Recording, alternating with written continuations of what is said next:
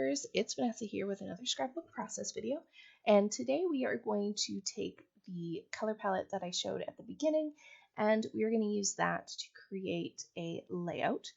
Now, what I'm going to focus on for the colors from that color palette are the darker blues and the darker sort of pink tones, and that is what I'm going to use for this layout. So kind of a two colors are the sort of main ones that we're going to focus on for this layout.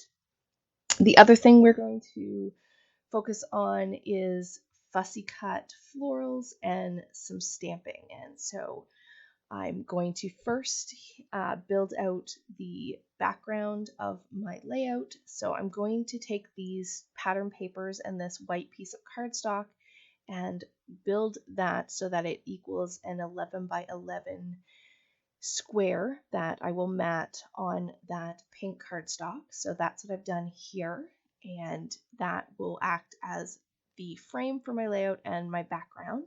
And then I am taking these fussy cut florals, which was from a piece of paper from All Heart, and I went ahead and fussy cut pretty much the whole or almost the whole page of florals, and I'm going to use those as basically the main embellishment cluster on this, not embellishment cluster, but main embellishment for this layout. I have that tall vertical column of florals, and then I'm going to have one there to the top left or right, and then one to the bottom right of the photo, which you'll see coming up. This is basically how the overall design of this page is going to look. And so what I'm going to do is take my photo now, and I'm just going to cut my photo down to a 4x4 size. I didn't really need all that dead space in the photo at the top, so I just cut it down to a 4x4. And then I am basically just taking all of these different scraps from my scrap bin, and I'm just going to cut them down and mat my photo with all these different patterns. They don't all go all the way around the photo. Some of them just sort of peek out around the edges. And I like that. I like to put multiple layers behind my photos, and it really helps sort of make the photo pop, especially when there's a lot going on the page. And so that is what I'm doing here, is I'm just going to layer these all up and just give it some interest behind the photo. And so once I do that, I'm going to lay my photo back down where you saw it originally. And kind of just what I'm trying to do when I do this layering is just get a balance of the patterns and colors.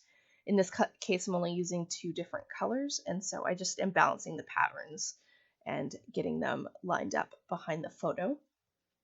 Next, I am going to bring in some of the other embellishment pieces or ephemera pieces that I pulled from my color bins, and just kind of audition a few pieces to see what else I might want to put on this layout. In the end, I use very little of what I pulled. I ultimately just really let the fussy cut florals and then just a few of these pieces sort of be the embellishing for this layout. So ultimately, it's really quite simple. I really don't add a ton to it, and I keep it pretty simple overall.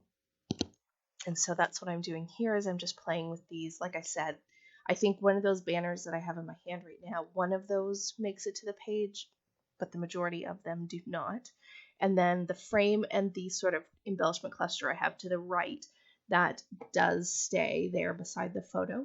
And that heart in the top right cluster is really the only thing that makes it in the end. So as you see it here, this is how it's going to look for the final.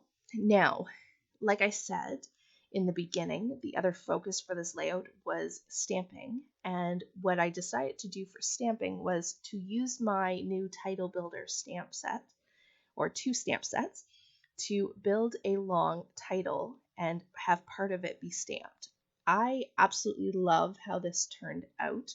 I really love these stamps. I have so many stamps, and I really need to pull them out and start using them to make embellishments and titles and things like that, because they are perfect to, add some finishing touches to layouts and to make your own embellishments, because you know, everything is getting more expensive. And so being able to make your own using your stash is a great use of all the stamps that we've all collected, or at least I know I have.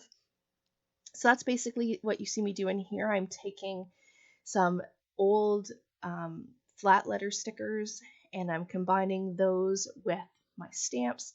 So I have a mixture of fonts and a mixture of colors. I have gold and then these navy simple stories letter stickers, and then the fonts of the stamps are different as well. And so I really love the interest that this gives.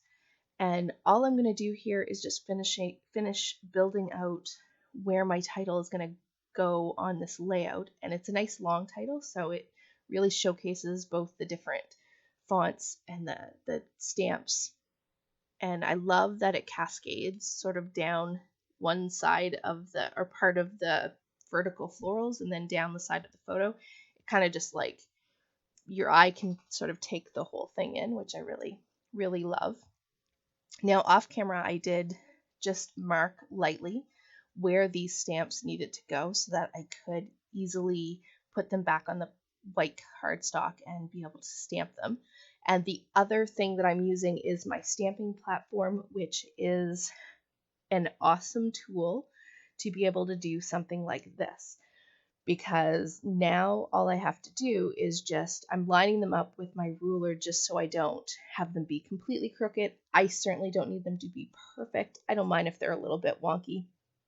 Scrapbooking, nothing needs to be perfectly lined up, at least not in my opinion.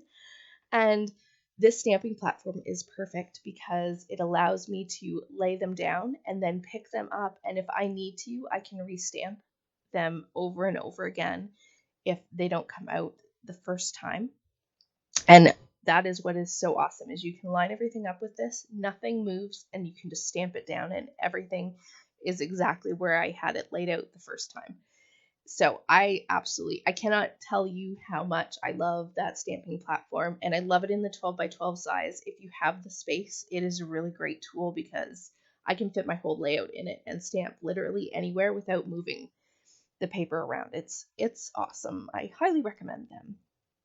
So there you see it. I have part of my title is already there, ready to go.